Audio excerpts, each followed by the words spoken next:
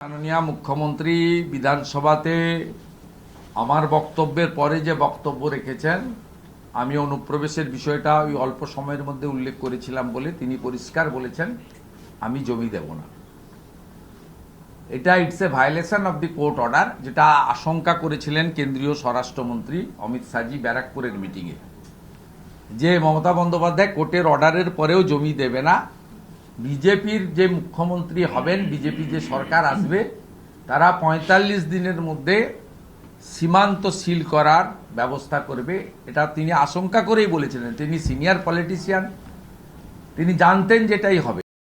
মাননীয় মুখ্যমন্ত্রী এবং তার সরকার শিক্ষিত বেকার যুবক যুবতীদের সঙ্গে ২০১৩ সাল থেকে লাগাতার প্রতারণা এবং চালাকি করছেন।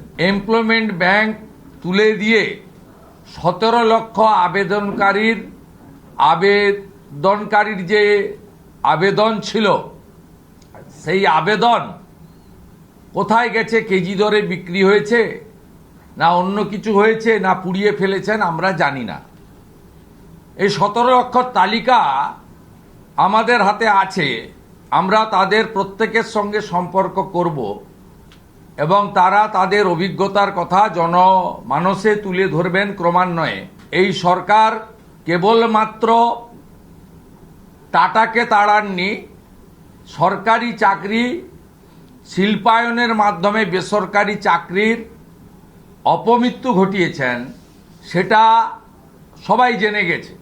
মুখ্যমন্ত্রী ভালো করে জানেন যে ২০১৩ সালের যুবশ্রীর যেভাবে অপমৃত্যু ঘটিয়েছি, নির্বাচনে আরেকবার যদি জিতে আসতে পারি এটারও অপমৃত্যু ঘটাবো। সব মিলিয়ে যোগ করলে ১০ লক্ষ রাজ্য সরকারের ভ্যাকেন্সি পেন্ডিং আছে, তিনি ও পথে হাঁটেননি। চাকরি দিলেই পার্থরা চাকরি বিক্রি করবে, ভাগ উনি পাবেন।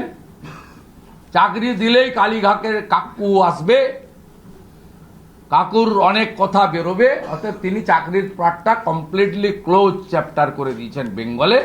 আগামীকাল থেকে টেবিল চেয়ার পেতে লম্বা লাইন পড়বে, আইপ্যাকের ক্যামেরা। প্রথম প্রশ্ন আমি করি রাজ্য সরকারকে, ২০১৩ ১৭ লক্ষর আবেদনকারীর ভবিষ্যৎ কি হলো জানান আপনি জনগণকে। তার তালিকা প্রকাশ করুন, তাদের মধ্যে কতজন চাকরি পেয়েছে শ্বেতপত্র চাই। এক।